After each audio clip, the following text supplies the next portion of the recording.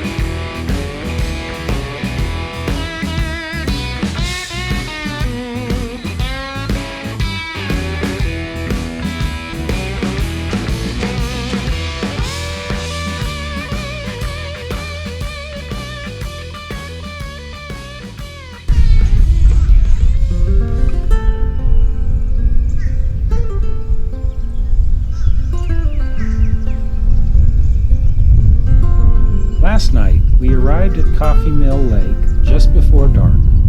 We had grilled steaks and corn for dinner, along with a few beers before bed.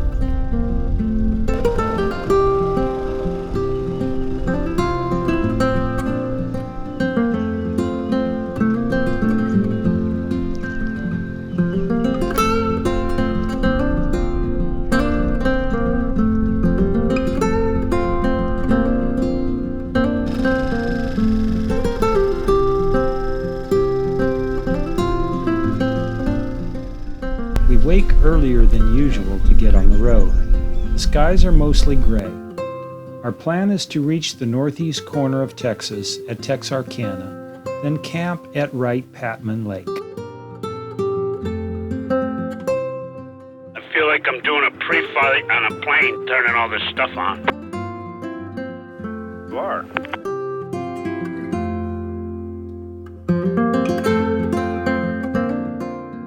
We're actually almost on the exact time we said we wanted to leave. I'll take it. All it required from me was not pulling the covers over my head and going back to sleep.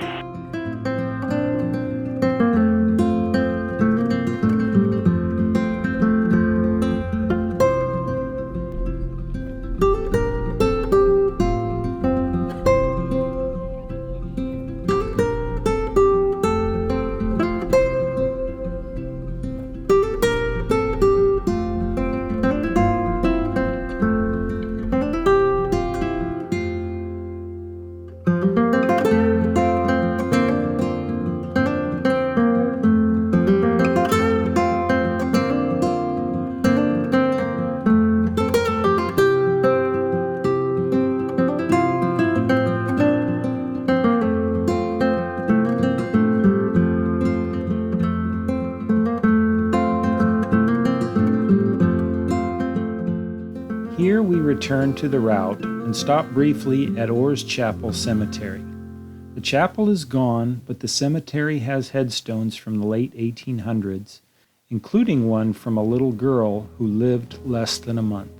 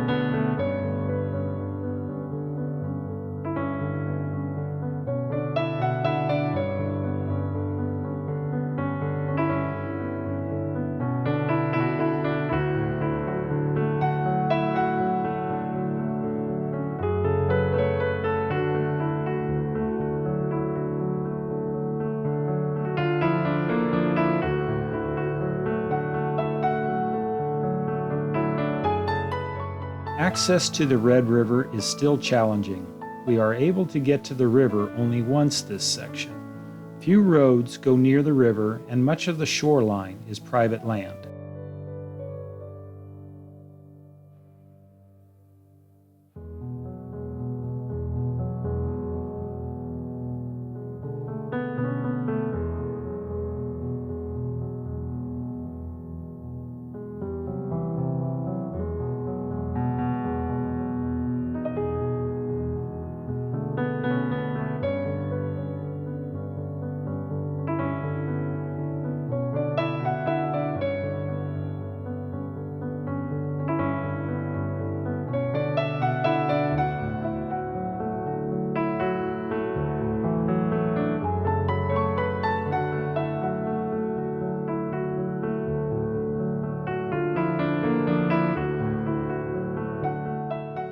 This afternoon, the skies clear a bit, and we see sunlight for a few hours. It is short-lived, however, as a strong storm is approaching, with heavy rain forecast in the next day or so.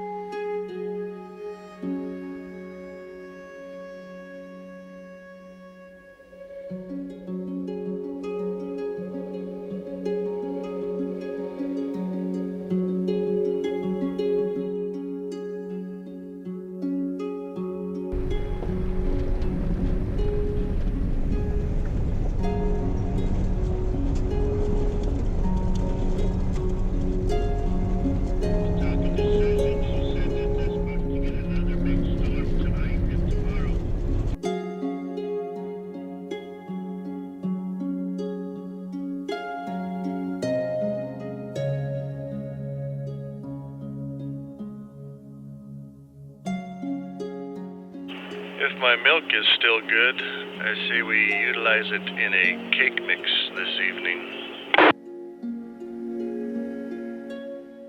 Right.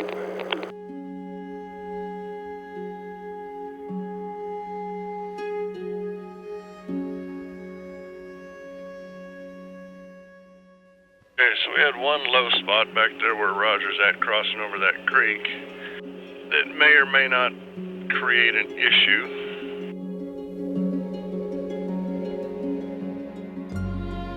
And do enjoy that there's lots of high land right here, though. Yeah, I don't think we're going to run into too much trouble tonight. It's not supposed to kick in hard till tomorrow late. And we will be on a elevated location at the lake there also.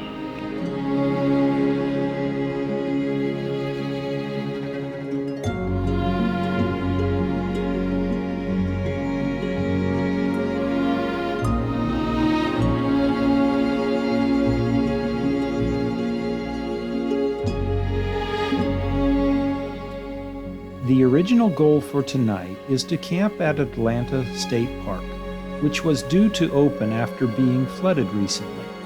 It is still closed, and we opt for Jackson Park, a few miles to the west.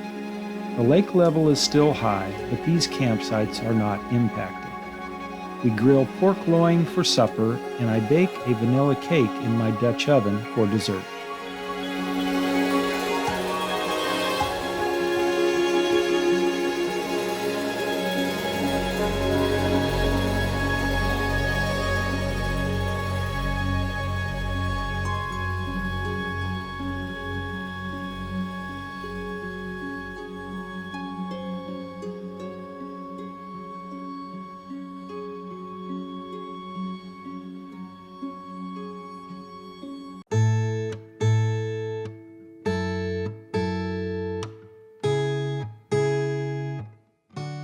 Today is a busy one, with a few historical and geographical stops as the highlights. First, our route takes us east to the border with Louisiana. Spring is showing here with most of the trees leafed out and flowers in bloom.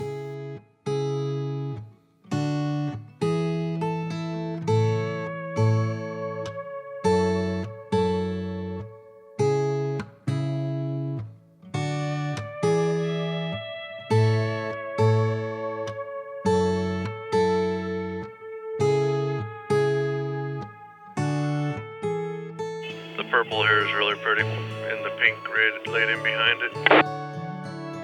These are vines that are blooming. The purple ones are wisteria. They sure bloom out pretty. They almost resemble a lilac. They smell really nice too.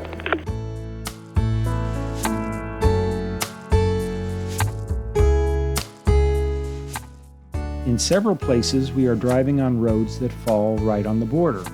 It is difficult to tell whether the border is on the left, the right, or down the middle of the road. Looks like there's a road that goes right through that corner point. That's what I was saying. Probably going to be worth it to step out there and see if we can find it. I would assume that there's going to be a marker there like we've seen previously. Our first stop is the corner marker for the intersection of three states, Texas, Louisiana, and Arkansas. A simple marker, it is a brass disc set in a concrete base at the foot of a tree. Found that it's here at the base of this tree.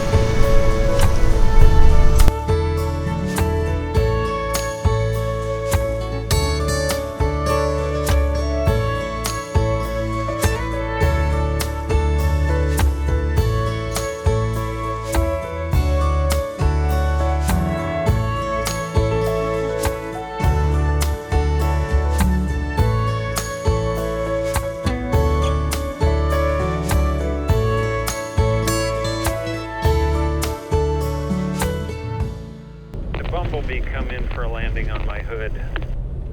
Was he successful? Well, he's walking, so it's a good landing.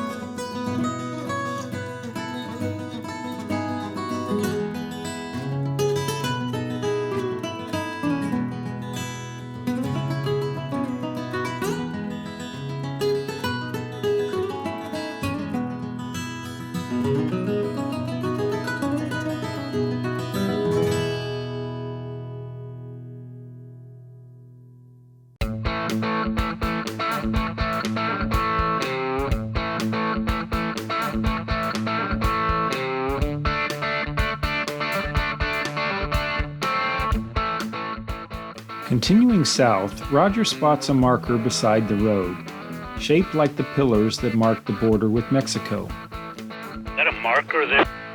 A 40 on the top. Like a 40 ounce? It was engraved 40 and I couldn't read the rest. Maybe Tim can see it when he gets there. Oh, I'm not sure. It's painted silver. Let me check it out. It says 40 delimitation. Painted. It's a galvanized steel in the shape of one of those pyramids. Survey of the 1821 border between Mexico and the United States. The replica looks like on the line. Well, shoot, I missed that one.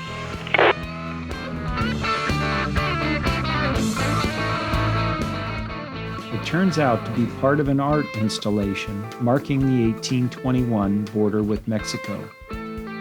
In 2014, two artists installed 47 of these markers along the original border from the Oregon coast down to the Gulf of Mexico.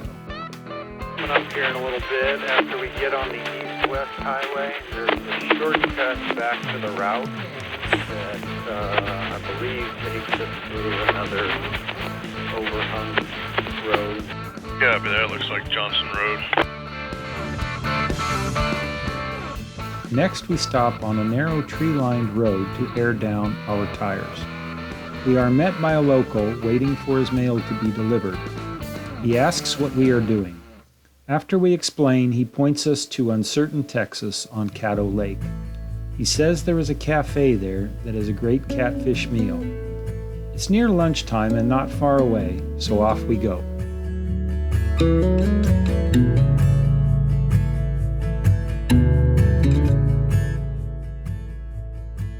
Well, this road looks a lot like most of the other ones we've been on. But it kept us closer to the border, and it's a cool road. No doubt about that.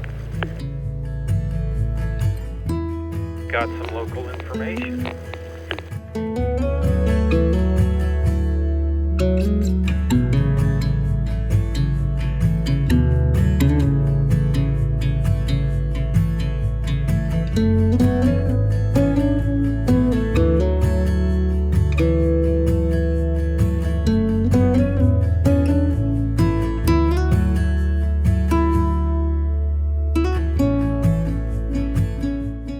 There are several conflicting stories about the origin of the name Uncertain, and who knows which is correct. The Shady Glade Cafe is closed on Tuesdays, so no catfish for us.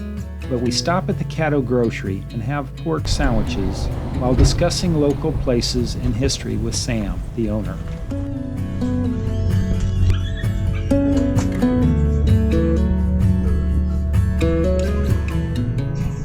What's the story on you guys? You look like you're on a caravan. We are driving the borders of Texas. The borders? All the way Well, around. you're real close to the border of Texas, only. Yeah, that's what we've been doing, stay as close as we can to the border on Backroads. Well, So we're here outside of, between Marshall and Karanack. There's a place called the Sunken Road, something known as Sunken Road. that's a stagecoach road. Uh-huh. Now, Tell us about Uncertain, Texas. certain Texas was incorporated in 1961 in order to sell beer in a dry county. Got that to work. Started out with 212 businesses. I knows where the name Uncertain came from. There's a bunch of guesses and made up crap. So no one's certain. It's no one certain. And what is your name, sir? My name is Sam. Well, thanks for your information, Sam. I wasn't through. I got more information. After we leave Uncertain, we head southwest toward Marshall to find the old Stagecoach Road, also known as the Sunken Road, as parts of it are up to 12 feet below the surrounding trees. This cool old road was a major route between Marshall and Shreveport, Louisiana, and is rumored to be haunted.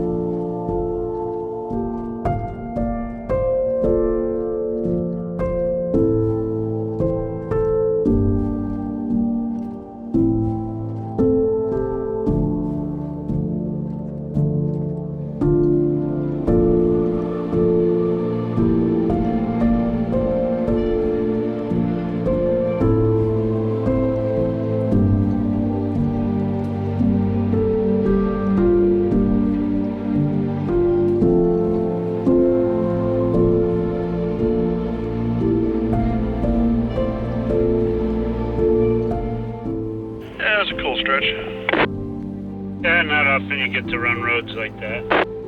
It's a cool road.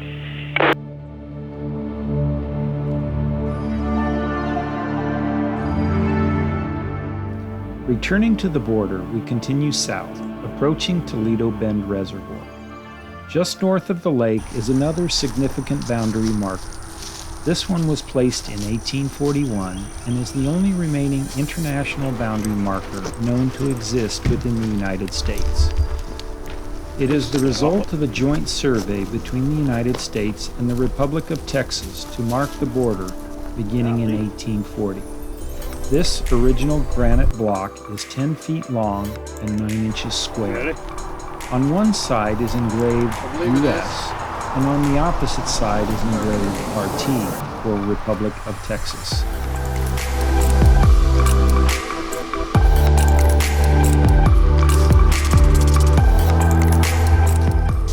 From there, we continue into Louisiana before crossing back into Texas at Logansport. Then it's south along the lake to our camp at Ragtown Campground. Arriving just before dark, we cook tacos for dinner. The showers have no hot water, which is a huge disappointment.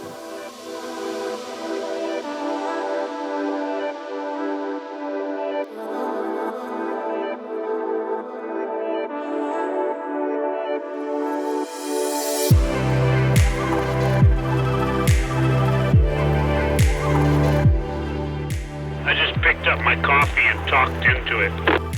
Well, did your coffee talk back to you? I know the feeling, but at least nobody else heard you.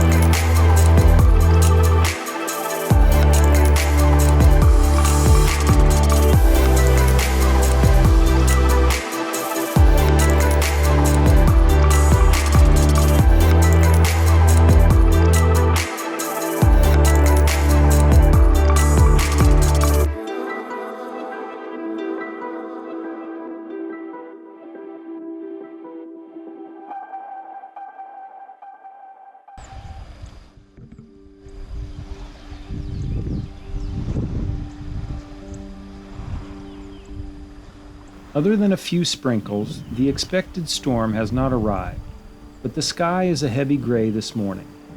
Our first stop is a quick one near the Burrs Ferry Bridge, the furthest east point in Texas that is accessible. The actual spot a few miles south is swampy ground on private land, so we settled for accessible.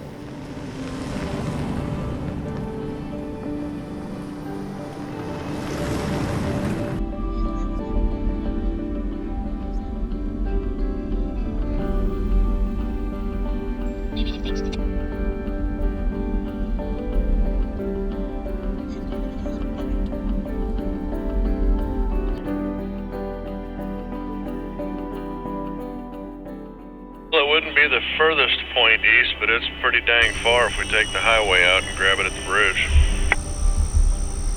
There's a wooden framed windmill on your left. Then we continue south, stopping at the Old Union Baptist Church and Cemetery.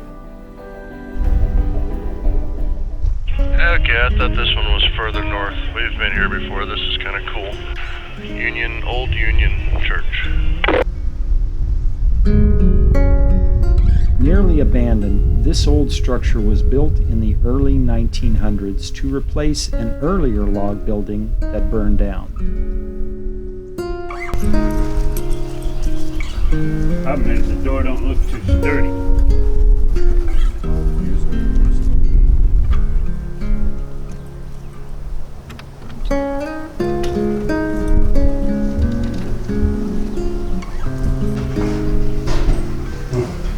Now, this way.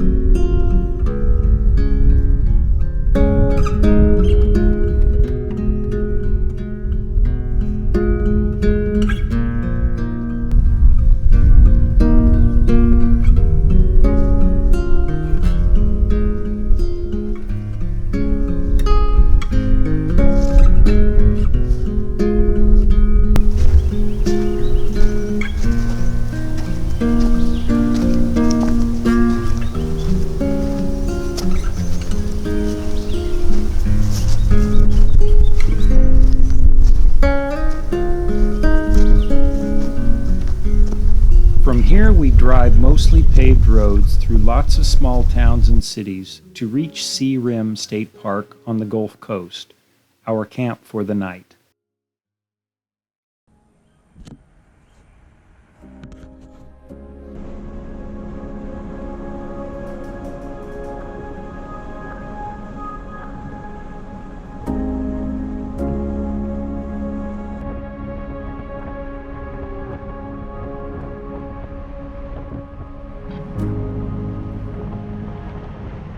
Join us next time as we drive along the Gulf of Mexico and reach South Padre Island near the southern tip of Texas.